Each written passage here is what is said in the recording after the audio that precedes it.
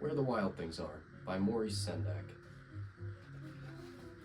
The night Max wore his wolf suit and made mischief of one kind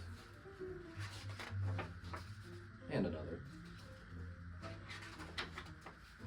His mother called him Wild Thing, and Max said, "I'll eat you up."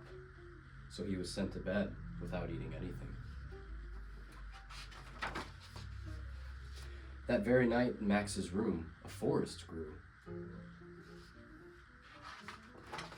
and grew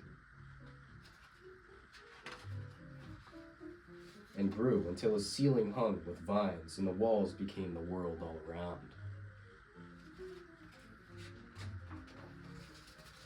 And an ocean tumbled by with a private boat for Max, and he sailed off through the night and day, and in and out of weeks, and almost over a year, to where the Wild Things are.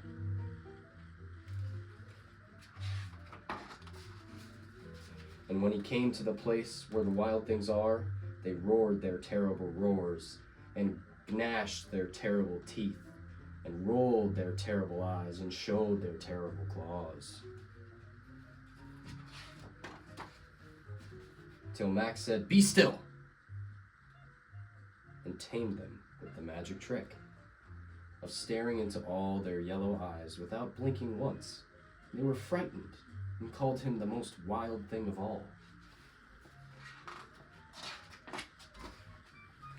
And made him king of all wild things. And now, cried Max, let the wild rumpus start.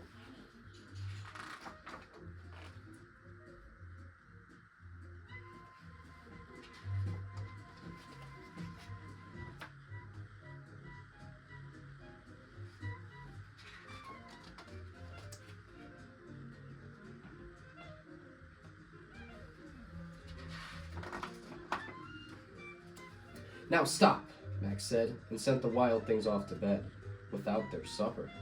And Max, the king of all wild things, was lonely and wanted to be where someone loved him best of all. Then all around from far away, across the world, he smelt good things to eat, so he gave up being king of where the wild things are. But the wild things cried, "Oh, please don't go, we'll eat you up, we love you so." And Max said, "No." The wild things roared their terrible roars and gnashed their terrible teeth and rolled their terrible eyes and showed their terrible claws. But Max stepped into his private boat and waved goodbye.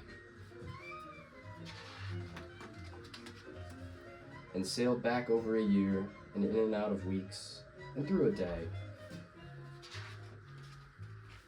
and into the night of his very own room, where he found his supper waiting for him. And it was still hot.